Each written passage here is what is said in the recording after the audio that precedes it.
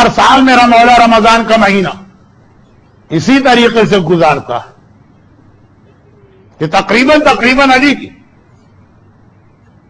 30 اولادیں تقریباً 28 سمجھ لیجیے، روزانہ ایک ایک گھر میں افطار ہوتا، اور ہر سال رمضان آتا ہے تو وہ تیاریاں شروع ہو جاتی ہیں جو کل میں نے عرض کیا تھا کہ رمضان کا سلسلہ حج سے ملا ہے، رمضان کے فوراً بعد حج۔ یہ 41 ہجری کا رمضان بڑا عجیب رمضان آیا، دن اور رات گزر رہے ہیں، حج کے قافلے تیار ہونے لگے، مسجد کوفہ میں میرا مولا بیٹھا، ایک بار وہ آوازیں آ رہی جو حج کی دعائیں پڑھتے ہوئے لوگ گھر سے نکلتے، حسن بیٹا یہ کس بات کی کیسی آوازیں؟ اب امامت ساری چیزیں جانتی ہے کائنات آنکھوں کے سامنے، مگر ظاہری دنیا میں ظاہری طریقوں پہ عمل ہوتا۔ حسن گئے اور واپس آ کے کہا بابا حاجیوں کے قافلے ہیں جو ابھی سے تیاری شروع کر کے جانا شروع ہو چکے ہیں، یہ پہلا قافلہ نکل رہا۔ مولا نے کہا مگر اس سال بھی ایسا حج ہوگا کہ سب جائیں گے، تمہارا بابا اس سال کے حج میں نہیں ہوگا۔ ایک بار رمضان کا جمعہ آ گیا، ہر جمعے کو معصومین کا طریقہ غسل جمعہ، بالوں کی تراش خراش، اور پھر جو ہیئر کلر یا خضاب۔ لوگوں نے کہا کہ یا امیر المومنین ماہ مبارک رمضان شروع ہو گیا، پہلا جمعہ آ گیا، آپ نے اپنے بالوں میں اس سال خضاب نہیں لگایا اس مہینے۔ مولا نے کہا کہ اب تو یہ داڑھی میرے خون ہی سے رنگین ہو گیا۔ 18 رمضان، وہی 18 رمضان جس کی رات کو علی کو بیٹی کے گھر افطار پہ آنا، صبح کا وقت ہے 18ویں صبح، ممبر پہ خطبہ دیتے دیتے ایک مرتبہ رکے، کہا حسن بیٹا رمضان کے کتنے دن گزر گئے؟ کہا بابا یہ آج 18واں روزہ ہو رہا۔ حسین کو دیکھا اور بیٹا کتنے دن رہ گئے؟ کہا بابا 12 دن کے بعد تو ہم سب لوگ عید منا رہے ہوں گے۔ کہا لیکن تیرا باپ اس سال عید منانے والوں میں نہیں ہو۔ اب یہ اشارے ملتے جا رہے ہیں، چاہے حاجیوں کو دیکھ کر، چاہے رمضان کی تاریخوں کو سن کر۔ پھر وہی 18واں روزہ فجر کے وقت یہ سوال کیا، مغرب کے وقت مسجد کوفہ میں مغربین کی نماز پڑھائی، آج ام کلثوم کی باری ہے۔ ایک عام بیٹی کے گھر میں اس کا بہت عام سا بابا آ گیا، تبھی بیٹی، بیٹے نہیں لیکن بیٹی، خوشی سے اس انداز ہے کہ اس کی سمجھ میں نہیں آتا کہ کس کس طرح سے اپنے باپ کی خدمت نہ کرو۔ کلثوم جیسی صاحب معرفت بیٹی، ٹھیک ہے، کربلا میں عالمہ غیر معلمہ زینب کبریٰ کی موجودگی میں کلثوم حد ادب میں خاموش رہتی ہے، لیکن معرفت کلثوم کی بھی اتنی ہی ہے۔ کربلا کا جہاد اگر شروع کیا زینب کے خطبات میں تو ختم کلثوم کے نوحے نے کیا تھا نا کہ مدینہ تو جدنا لا تقبلینا، یہ تو کلثوم کا نوحہ تھا نا، یہ زینب کا نوحہ تو نہیں۔ کلثوم جیسی صاحب معرفت جو یقیناً عمر میں زینب سے کم ہے لیکن فضیلت میں بالکل زینب کبریٰ کے تقریباً برابر، اس کے گھر میں باپ آ رہا، کیا کیا باپ کے لیے بیٹی نے انتظام نہ کیا ہوگا۔ ہم تو کہتے ہیں تاریخ کچھ نہ بھی لکھے تو ہمارا دل کہتا کہ جتنی بھی جائز اور حلال غذائیں ممکن ہوں گی وہ لا کے دسترخوان پہ رکھ دی ہوں گی، مگر نہیں، یہ خالی محبت کرنے والی بیٹی نہیں ہے، یہ معرفت رکھنے والی بیٹی ہے۔ ایک محبت کرنے والا مومن ہوتا ہے، ایک معرفت رکھنے والا مومن ہوتا ہے۔ اس جملے کو بھی ذرا آگے بڑھانا تھا لیکن اب منزل مسائل، بس ذہن میں رکھیے گا، ایک محبت ہوتی ہے، ایک معرفت ہوتی ہے۔ محبت رکھنے والی بیٹی تمام حلال غذائیں جو کوفے میں ممکن ہے لا کے دسترخوان پہ رکھ دیتی، بابا آیا، لیکن معرفت رکھنے والی بیٹی دسترخوان پہ صرف اور صرف 3 چیزیں لا کے رکھی گئی، ایک دودھ کا گلاس یا دودھ کا پیالہ، ایک نمک کا ٹکڑا اور ایک روٹی۔ لیکن علی نے اس دسترخوان کو بھی دیکھا، ایک مرتبہ کہا کلثوم بیٹی تجھے یاد ہے کوئی ایسا دن ہے میری زندگی جب تیرے باپ نے اللہ کی دو نعمتوں کو ایک ساتھ جمع کیا؟ یہ نمک اور دودھ ان میں سے ایک غذا کو اٹھا لینا. کلثوم صاحب معرفت ہیں، آج تو دودھ کا پیالہ اٹھا لیا لیکن کل نہیں اٹھائیں گی، آنے والی کل وہ انشاءاللہ کل کے مصائب ہیں جو ابھی ابھی آپ نے برادر رضوان منجی کے مرثیے میں سن لی. آج ایک بار دودھ کا پیالہ اٹھا لیا، صرف ایک روٹی اور نمک کا ایک ٹکڑا. مگر علی نے اپنے اس دسترخوان کو جو افطار کا دسترخوان ہے اسے بھی تبلیغ کا ذریعہ بنایا. خالی یہ نہ کہا کہ یہ علی کے لیے ہے، آسمان کو دیکھا اور ایک عجیب جملہ کا، ان الدنیا اما فی حرامها عقاب وفی حلالها حساب وفی شبہاتها عتاب. دنیا بڑی عجیب جگہ ہے، یہاں کی حرام چیزیں استعمال کرو تو سزا، اور حلال چیزیں استعمال کرو تب بھی حساب کتاب تو دینا پڑے گا. خالی یہ نعرہ نہ لگاؤ کہ مولانا یہ ہم نے نئے ماڈل کی گاڑی حلال پیسے سے خریدی ہے، یہ اتنا بڑا مکان اور ولا ہم نے حلال پیسے سے بنایا. حلال کا نعرہ لگا کے ہر چیز استعمال نہیں ہو سکتی. علی نے آج کی رات کو بتایا فی حلالها حساب وفی شبہاتها عتاب. اور جو مشکوک چیزیں ہیں اس میں بھی خدا کی ناراضگی ہے. مولا دنیا سے جاتے جاتے اس دنیا کی حقیقت آپ کو بتا گئے جس دنیا کو خود تو پتہ نہیں کب 3 طلاقیں دے چکے. اور اس کے بعد علی کا مسلح پچھا.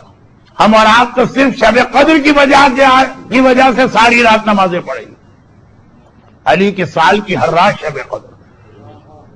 لیکن بہرحال آج علی کی نماز، اچھا ہم اور آپ عام دنوں کے مقابلے میں شب قدر کی نمازیں زیادہ توجہ سے پڑھتے ہیں، اور علی کی نماز بالکل اس وقت ہمیں برعکس نظر آ رہی.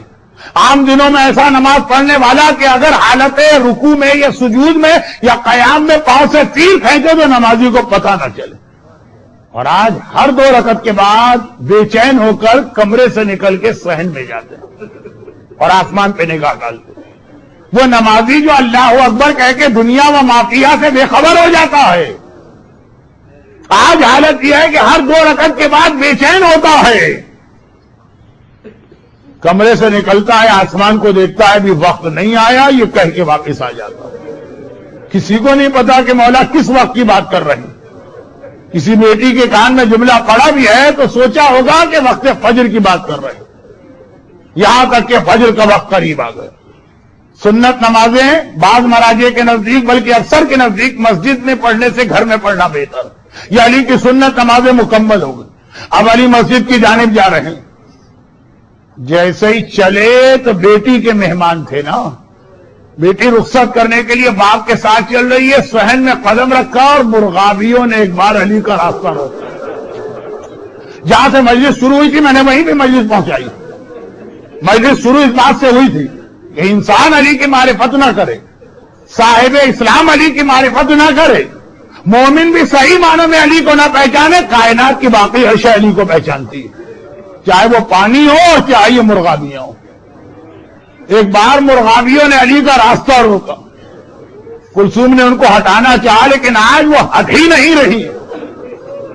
کلثوم گھبرا گئی، بابا پتہ نہیں کیا ہوا، یہ میرے گھر کی پلی ہوئی مرغابیاں اس انداز سے کبھی یہ بے چین نہیں ہوتی. ضرورت نہیں ہے کہ مجھ جیسا طالب علم یا کوئی بڑا عالم مسائل پڑھے. ارے ان مرغابیوں کو دیکھ لیجئے. ایک بار کلثوم کہتی ہے بابا میرے گھر کی پلی ہوئی مرغابیاں بتخیں ایسی بے چین تو کبھی نظر نہ آئی تھی، آج یہ راستہ کیوں روکے ہوئے؟ علی نے کہا بیٹی انہیں کچھ نہ کہنا، ان کا خیال رکھنا، یہ کسی کا نوحق پڑھ رہی ہے، یہ کسی کا ماتم کر رہی ہے. انسان نہ پہچانے باقی کائنات کی ہر شے پہچانتی ہے. ایک بار مرغابیوں کو ہٹا کے کلثوم نے باپ کے لیے راستہ بنایا. دروازے سے میرا مولا نکلا اور ایک بار کمر کا پٹکا یا کمر بند دروازے کی کنڈی میں اٹکا. مولا ایک بار رکے. کلثوم نے گھبرا کے کہا بابا آج مسجد میں نہ جائیے، جودہ ابن حبیرہ کو بھیج دیجیے، وہ آپ کے بدلے نماز پڑھا دے، آپ نہ جائیے، یہ فالے بجائے میرا دل گھبرا رہا. علی نے کہا کلثوم بیٹی جو روز ازل سے اللہ نے لکھ دیا ہے وہ ہو کے رہے گا، جاؤ گھر میں جا کے تم بھی نماز کی تیاری کرو۔ اب یاد وہ روایتیں، ایک روایت ابھی آپ نے مرثیے میں سنی ہے، دوسری روایت بھی ہے، میں اس کو پڑھ رہا ہوں، بات کو مختصر کرتا ہوں۔ اور میرا مولا ایک بار مسجد میں گیا، گھر کے نماز شب کا افضل وقت تھا، لیکن ابن ملجم جیسے لوگ اس وقت بھی سو رہے تھے، ایک ایک کو علی اٹھاتے جاتے ہیں اور کہتے جاتے ہیں اٹھ جاؤ نماز کا وقت آ رہا، یہاں تک کہ فجر کی اذان ہوئی اور میرے مولا نے نماز شروع کی۔ یہ نافلہ فجر تھی یا واجب فریضہ فجر تھی، بس یہ وہ دو روایتیں۔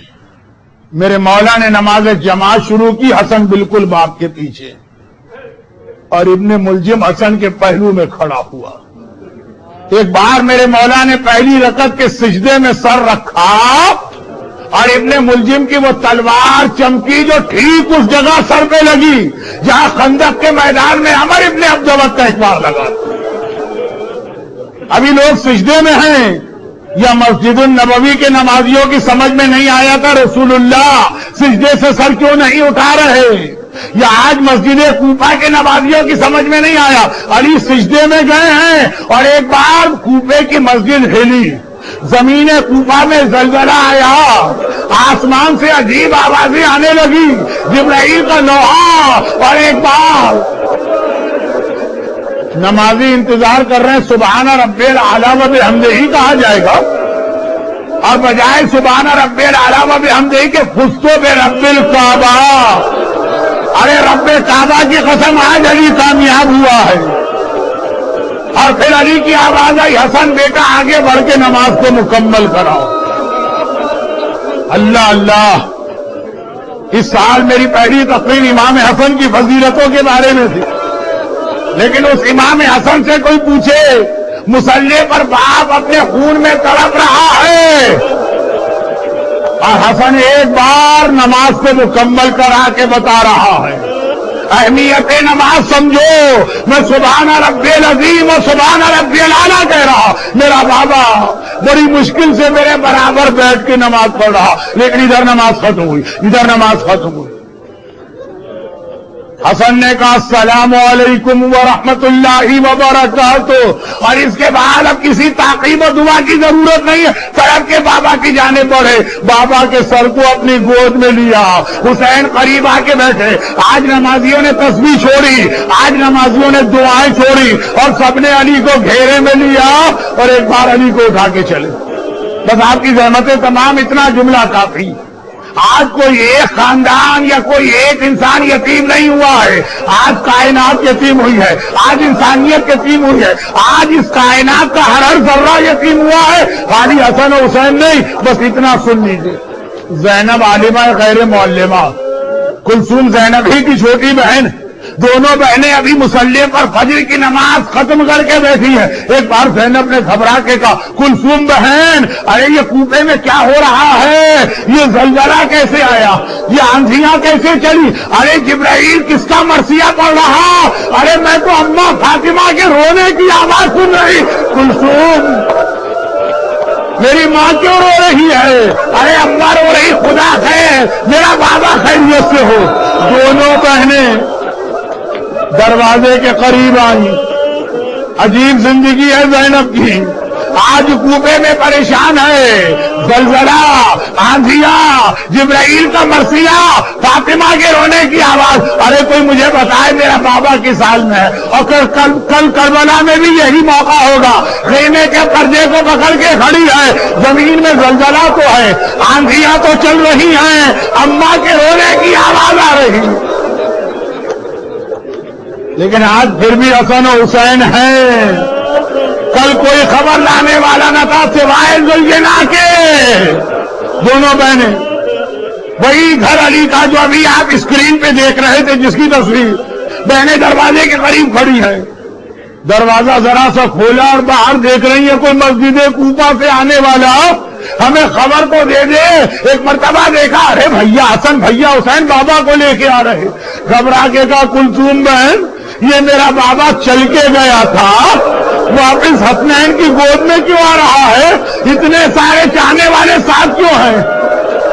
اور جیسے ہی زینب کی نگاہ باپ کے چہرے پہ پڑی، اب جیسے جیسے علی قریب آئے چہرہ نظر آتا گیا، چہرے پہ پڑی، ارے باپ کے چہرے پہ وہ زردی نظر آئی۔ ایک جملہ سنیے، میرے مولا کا ایک لقب ہے ابو الائمہ، تمام ائمہ کا قدر ہے بزرگوار، چنانچہ علی میں تمام شہادتیں جمع ہو گئی۔ ہر امام یا تلوار کے ذریعے سے مارا گیا یا زہر کے ذریعے سے مارا گیا، لیکن میرا مولا تلوار کو پہلے زہر میں بجھایا گیا ہے اور پھر تلوار ماری گئی ہے، تلوار کی سختی بھی برداشت کی ہے، زہر کی تلخی بھی برداشت کی ہے۔ میرا مولا اس حالت میں ہے، زینب نے گھبرا کے فریاد کی، بابا، ارے میرا بابا، ارے کیا ہم یتیم ہونے جا رہے ہیں؟ بس مسجد کوفہ سے میرا مولا غشی کے عالم میں آ رہا ہے۔ جیسے ہی زینب کی آواز کان میں آئی، میرے مولا نے تڑپ کی آنکھیں کھولی، حسن بیٹا، حسین بیٹا، یہ اور کون لوگ تمہارے ساتھ ساتھ آ رہے ہیں؟ کہا بابا یہ آپ کے چاہنے والے ہیں، یہ مسجد کے نمازی ہیں، آپ کی خیریت دریافت کرنے آ رہے ہیں۔ میرا آخری جملہ، علی نے کہا بیٹا ان کا شکریہ ادا کرو، لیکن ان سے کہو بس یہیں سے واپس چلے جائیں، اس لیے کہ میرے کان میں اپنی زینب کی آواز آ رہی ہے۔ ابھی غیرت مند علی زندہ ہے، جب میں یہ آواز سن رہا تو یہ آواز ان کے کانوں میں بھی جا رہی ہوگی۔ علی برداشت نہیں کر سکتا، اس کی بیٹی کی آواز تو نامحرم سن لے۔ مولا مولا واقعاً آپ کی غیرت، مگر یہ 41 ہجری کا کوفہ ہے، صبح کا اندھیرا ہے، خالی چاہنے والوں کا مجمع ہے، زینب دروازے کے پیچھے حجاب کے ساتھ ہے، ذرا 20 سال بعد آ جائیے، یہی شہر کوفہ ہے، اندھیرا نہیں ہے، روزے روشن ہے، چاہنے والے نہیں ہیں، سارے کوفی اور یزیدی ہے۔ ارے زینب دیوار کے پیچھے نہیں ہے، بے مقنا چادر کے ہے۔ تو زینب کو ایک بار بابا یاد آیا، 61 ہجری بابا یاد آیا، غشی میں میری آواز نامحرم کے کان میں برداشت نہ کر سکا، آج تو میں بے مقنا چادر کی جا رہی، پلٹ کے نجف کو دیکھا، بابا یا علی مدد، اپنی زینب کی مدد تو آئیے، آپ کی بیٹی نامحرموں کے مجلس۔